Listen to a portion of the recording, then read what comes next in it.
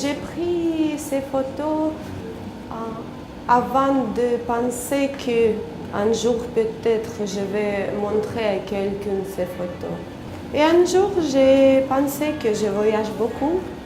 J'ai beaucoup les photos et peut-être je peux entrer dans une galerie et montrer. Et j'ai fait ça et je suis venue ici. J'aime bien cette galerie et j'ai demandé à Madame Francine Saperon, peut-être on peut montrer, etc. Elle m'a dit oui, j'aime bien, je trouve que c'est joli. Et voilà. J'ai choisi cet artiste parce que j'ai trouvé que ses œuvres s'inscrivaient totalement dans le thème choisi cette année au niveau européen par les Journées européennes de la culture et du patrimoine juif, qui est sur le thème des ponts.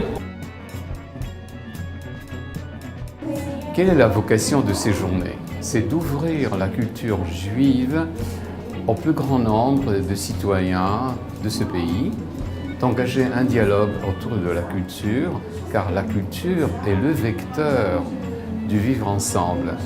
Ici, sur Paris, un des points culminants est cette exposition qui réunit les photographies de la jeune photographe sibérienne, elle vient de Sibérie, Olga Filkenstein, mais qui est déjà, malgré son jeune âge, une citoyenne du monde.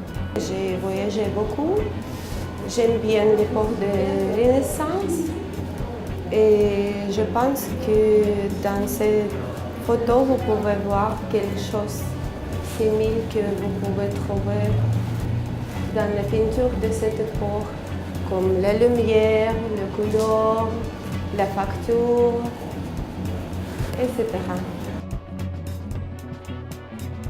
Ce qui est important également dans l'œuvre d'Olga, c'est une certaine symbolique, que ce soit des pierres qui nous rappellent les temps anciens, les textes hébraïques, l'histoire de Jérusalem, que ce soit à travers les ponts de Venise.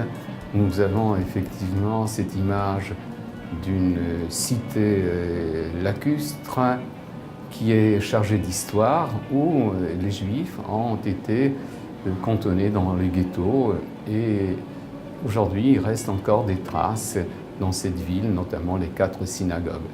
Je suis venue ici avec une idée de montrer Jérusalem et les éléments décoratifs que j'ai fait à Jérusalem. En général, ça c'est les rues, les éléments décoratifs,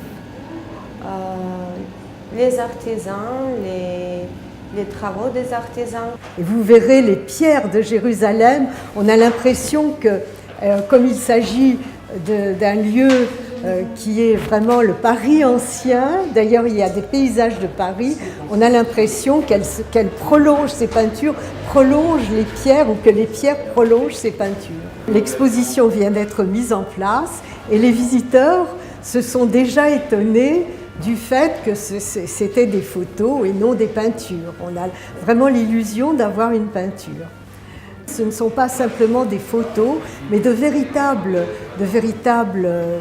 compositions artistiques. C'est son moyen de s'exprimer.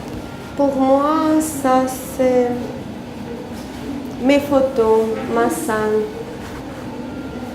Ça c'est seulement tout ce que je sens quand je trouve dans une cité nouvelle la beauté de cette cité.